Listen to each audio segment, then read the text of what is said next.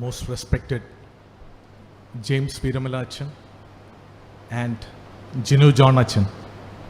It's always a privilege to get an opportunity to give sermon in our church. But these are different times, and for the first time you see a very empty church. You also see that we need to be talking into the camera. I think we have adapted in terms of the times that we are in. I would also like to take a minute to thank our Achans for having made us stay connected through the last 6 months in terms of giving us the Holy Kurbana and the daily service every Sunday, week after week, which kept us in communion with God. It's not very easy to be doing the service to an empty church. As Achan said, I would like to apologize that on this Reformation Sunday, I am speaking in English. It's rather the real fact is that in order to communicate better, I felt it is better that I speak in English. So today, Marthoma Church celebrates as Reformation Sunday, and the theme that is selected is faith community, which has to be reformed by the word of God. I always thought Marthoma Church is in the reformist traditions. Generally speaking, a reformed tradition is marked by our conviction in the authority of the Bible and in the belief of the unity of scriptures, the Old and the New Testament, concerning the story of redemption, belief in the priesthood of our believers, belief in the sufficiency of Jesus in salvation, and a deep hope in the sovereign God. If these make up the boundaries of what we call as a reformist tradition, definitely Marthoma Church qualifies. Then why do we need to have a trust deficit in terms of reformation that today we need to be talking about a faith community which needs to be transformed by the word of God?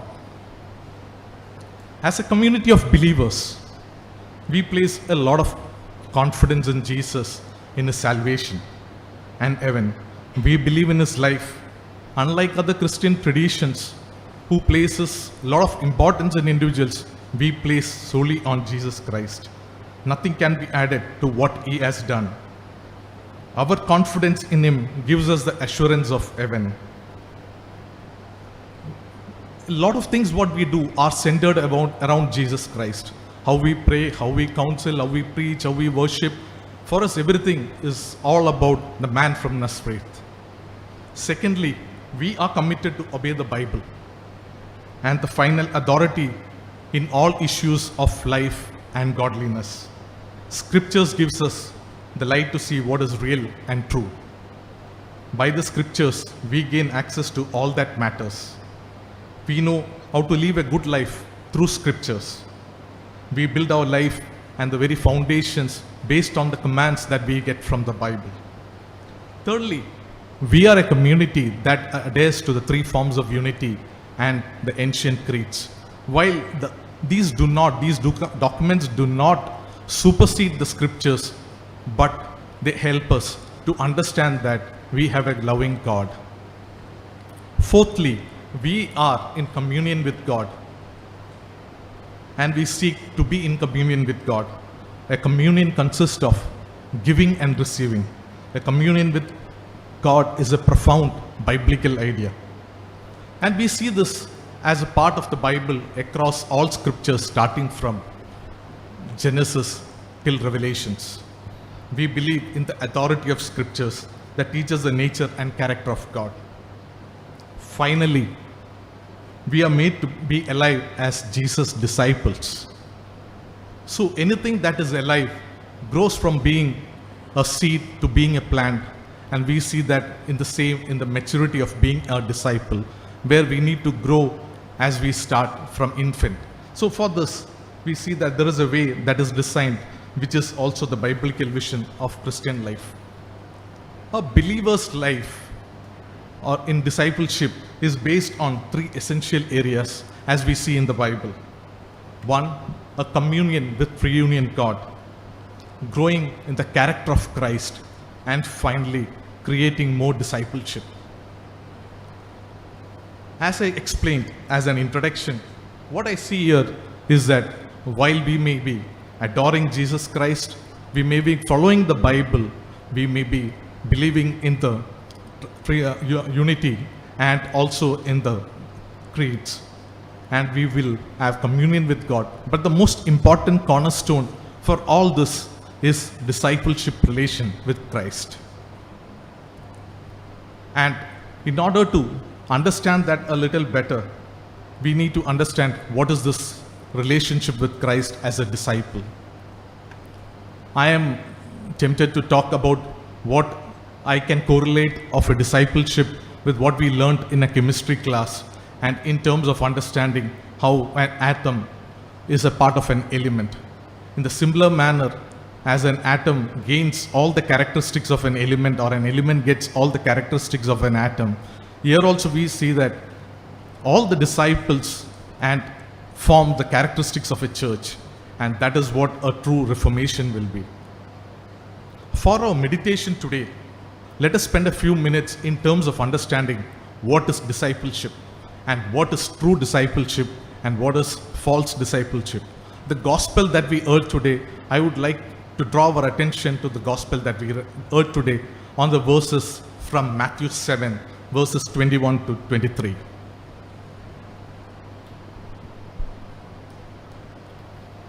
Not everyone who says to me, Lord, Lord, will enter the kingdom of heaven, but only the ones who does the will of my Father who is in heaven. Many will say to me on that day, Lord, Lord, did we not prophesy in your name, and in your name drive out demons, in your name perform many miracles?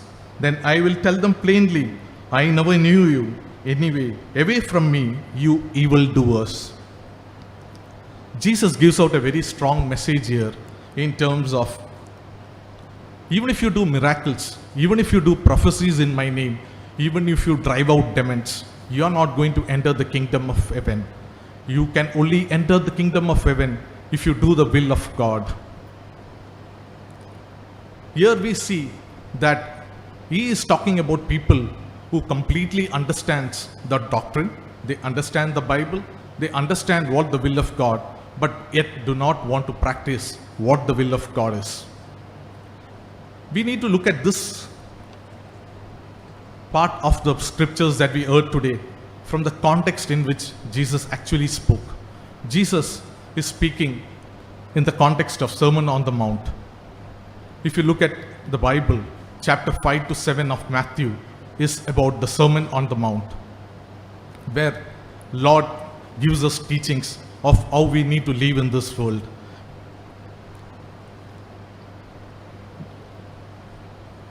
As he speaks about the Sermon on the Mount in chapter 5 to 7, he speaks about the kingdom blessings. He speaks about loving and forgiving. He speaks about the Lord's Prayer, or the model prayer that we call, and finally making the right choices. In a way, he is laying out the conditions to be a true disciple. Lord wants us to practice what he has told us through his Son. Lord lays out the difference between being a true disciple and makes it very clear that it is not about knowing what you speak, it is about practicing, and what about preaching that makes us a true disciple. In the same scriptures, as we move forward to verse 24 to 27, Lord explains this with a better parable. And the parable that we can see here is about two foundations that Lord speaks about. Therefore, everyone who hears these words of mine and puts them into practice is like a wise man who built his house on the rock. The rain came down, the streams rose, and the winds blew and beat against the house. Yet it did not fall, because it had the foundation of the rock. But everyone who hears these words of mine does not put them into practice is like a foolish man who builds his house on sand. The rain came down, the streams rose, and the winds blew and beat against the house. It fell with a great crash. This parable from Jesus Christ talks about being obedient to the words of God. He says that even when you listen to me, if you do not practice, you will be like the foolish man. He is showing this parable to illustrate that Be like the wise man, listen and make sure that you practice what you hear. As we see in the scriptures that we heard from the gospel, the Lord is extremely authoritative in terms of telling what we need to do in terms of being Christ followers. While here, I was trying to emphasize on the factor of being a true disciple and what's the difference between being a true disciple and a false disciple, where Lord puts a lot of emphasis in the practices that we do. I also want to throw our attention on what is the cost of discipleship that Lord expects from us. Here I want you to turn to the scriptures from Luke chapter 14 verse 26. It's a very thought-provoking scripture that we read here, and it's a truth statement. What we see in Luke 14:26, where he says, "If anyone who comes to me and does not hate his father and mother, wife and children, brothers and sisters, yes, even their own life, then such a person cannot be my disciple." In a way, it's a contrast to all the commandments he's taught us, where he says here, you need to hate everyone if you need to come closer to me. But in Hebrew scriptures, if you look, we need to look a little deeper and closer to what hate means in Hebrew. In the ancient Hebrew scriptures, what it meant was, when you take a comparison between hate and love, it was shown to show which is of lesser love. Hate is not, in pure literal English terms, what hate meant is what Jesus is trying to convey. He is trying to convey that if you need to really be my disciples, there is a huge cost attached to it. The cost is that you need to start loving me much more than that you love your father, your mother, your children, your wife, or your brothers and sisters. Are you willing to pay this cost to be my disciple? Are we willing to pay the cost to be his disciple? Is what Jesus asked in Luke 14:26. Like the way he showed us a metaphor in the gospel that we heard, here also Jesus continues to build it up with a metaphor, where he says that when a man goes on to build a house or a tower, if he does not know the cost of what it is going to be really costing him, he is going to stop it midway, and he has to leave it midway. And it will be an unfinished, this one. As we hear him say about, without first counting the cost, man finds that he cannot follow through with it, with what he set out to do. He leaves the house unfinished because he cannot pay for what is required. Jesus' illustration helps us in explaining the difficult statement about hating our mother and father. Namely, we must count on the cost of being his disciple. There is a cost, and that is the point of this message. In the same scriptures of Luke, we also see telling us that in Luke 27, we see Lord telling, anyone who does not carry his cross and follow me cannot be my disciple. There is a context to this verse that Lord is actually speaking. Lord speaks it from the ancient Roman times. Someone who was carrying the cross was carrying a burden of pain and agony. He was being punished. Here, Lord expects that even if I am not able to save you for the agony and pain that you need to suffer to be a disciple, are you willing to carry the cross in public to become my disciple? In Jesus' day, a cross was just not a symbol of pain and suffering. It was mainly a symbol of death. Here exactly, the Lord is asking, are we willing to put our life to become his disciple? As we dwell on the reformation of the church and understand the true essence of a reformed church, I think it lies in our true ability to transform ourselves to be disciples of Jesus. A path that is not very easy.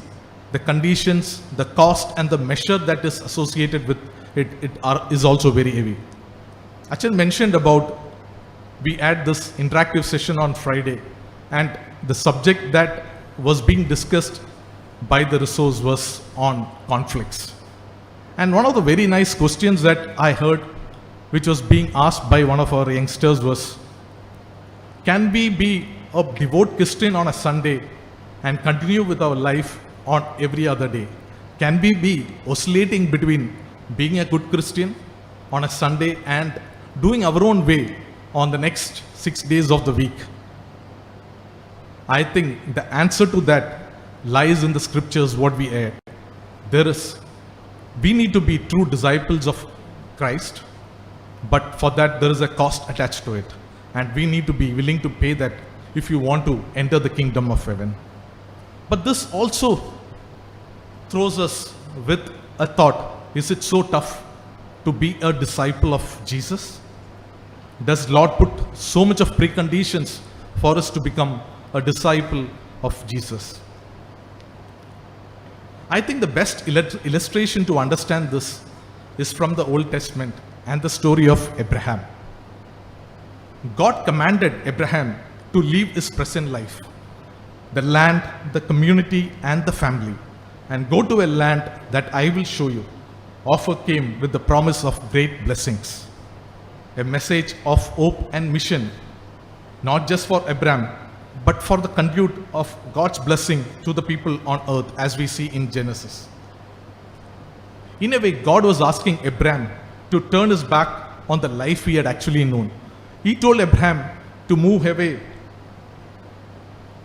from Haran, where he lived. He had to leave from Haran, from where he lived, along with his wife Sarah, and do what is right, what the Lord is telling him.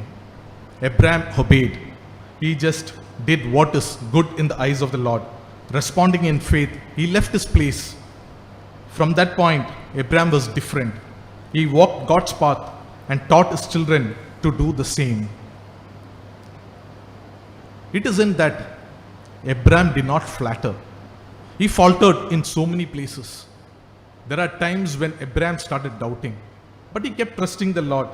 We see in Genesis chapter 15, verse 2, where he tells the Lord, "You have given me no children, so a servant of my house is going to be my heir."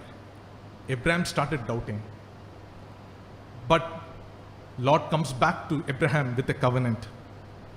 If you want to understand what a covenant is generally a treaty that you sign between two people on few conditions that you want to fulfill between each other. Here you see that Lord is signing actually a unilateral covenant with Abraham, telling him that I will give you the land which will be a blessing to your successors. God continued to bless Abraham because he trusted in the Lord. Abraham saw so many obstacles in his life where he had to, at a very old age, he had to move from his place, settle down in a new place. He had to face obstructions in terms of land, people, everything. But in each of these areas, the Lord continued to bless him. Lord continued to put trust in him to see that Abraham and his descendants actually succeed. What do you actually learn from the story of Abraham?